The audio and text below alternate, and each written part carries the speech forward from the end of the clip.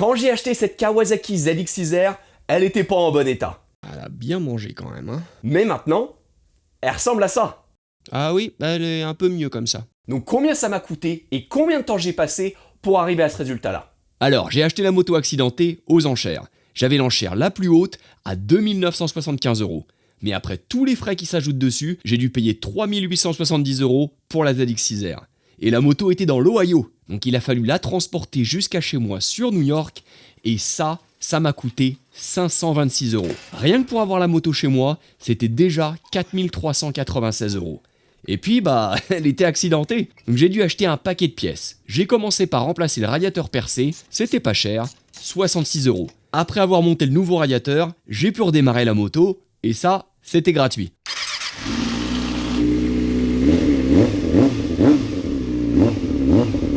Et donc j'ai continué avec les réparations. La jante avant était tordue et fissurée, j'ai acheté une jante neuve, ça m'a coûté 128 €. Forcément, il a fallu mettre un pneu neuf, et ça, c'était 87 €. Le bracelet droit était cassé. J'en ai trouvé un sur eBay en super état pour 107 €. Et j'ai aussi remplacé le bocal de frein avant. Alors je vais pas prendre en compte tous les outils qu'il faut pour faire ce que je fais, mais sans outils, on fait rien du tout. Et des bons outils, ça dure très longtemps, donc c'est un excellent investissement. D'ailleurs, si vous voulez des outils de super qualité, il vous reste quelques heures pour entrer dans la tombola qui va faire gagner plus de 1000 € d'outils. Oui, c'est des outils super haut de gamme avec plein d'outils Facom et Bosch. Pour entrer dans la tombola, allez sur builders.fr et achetez n'importe quoi. Chaque euro dépensé vous donnera automatiquement 5 tickets de tombola. Plus vous avez de tickets, plus vous avez de chances de gagner. Tous vos achats de produits Builders soutiennent à 100% ces vidéos. Alors, la platine repose-pied droite était cassée, j'en ai trouvé une pour 20 €. Et puis c'était le moment de faire une vidange, l'huile moteur et le filtre à huile m'ont coûté 75 €. J'ai aussi voulu protéger les carters moteurs avec des protections GB Racing, vous savez la version qu'on trouve sur AliExpress, bref. Ça m'a coûté 26 €. Ensuite, le silencieux Haro avait été aplati pendant l'accident, donc j'ai dû le remplacer. Et j'en ai profité pour enlever le catalyseur. J'ai pris un échappement Hindle pour 434 €. Après, elle chantait, c'est sûr. J'ai supprimé le système anti-pollution et j'ai mis des block of plates. Ça, c'était 47 €. Pour pas avoir d'erreur au tableau de bord après avoir débranché les solénoïdes, j'ai monté des résistances avec les connecteurs qui vont bien, ça faisait 15 € de fourniture. Pour finir avec les réparations purement mécaniques, je me suis occupé du vase d'expansion qui était éclaté. J'ai pas trouvé de copie chinoise, donc j'ai dû en acheter un qui venait de chez Kawasaki, avec d'autres petites pièces indispensables, et ça, c'était 68 €. Ensuite, je suis passé sur les finitions et l'esthétique de la moto. Le feu arrière était cassé, donc j'en ai trouvé un neuf. Pareil, c'est pas une copie, ils viennent chez Kawasaki. En fait, j'ai réussi à trouver un mec qui vendait un paquet de pièces d'origine après avoir préparé sa ZX6R.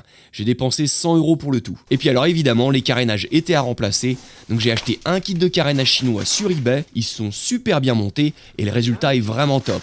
Ça m'a coûté 485 €. Vu que je voulais pas m'acheter un phare d'origine Kawasaki à 1029 €, j'ai trouvé une reproduction sur AliExpress pour 119 €. Les clignotants avant viennent eux aussi d'AliExpress et ils étaient à 13 €. Le levier de frein avant était cassé, donc j'en ai profité pour changer les leviers de frein et d'embrayage par des modèles réglables pour 235 €. Alors, le truc c'est que les carrossiers qui peignent les carénages chinois ont arrêté de mettre les noms de marque sur leur carénage pour éviter les poursuites judiciaires.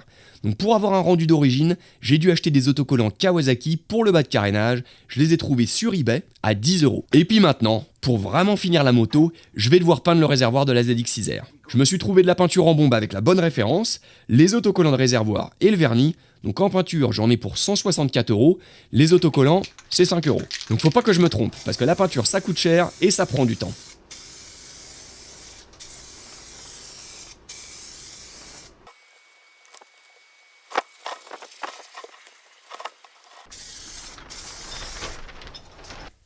Pendant que le réservoir est en train de sécher, toutes les pièces que j'ai utilisées sur cette moto, ça fait 2306 €. Donc quand on additionne ça avec le prix de la moto accidentée, le grand total pour tout avec la moto refaite, ça fait 6702 €.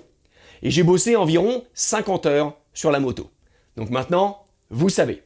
Si vous voulez voir la prochaine moto que je vais refaire sur cette chaîne, vous devriez considérer vous abonner à la chaîne. Je vous vois sur la prochaine vidéo et en attendant, continuez à bricoler.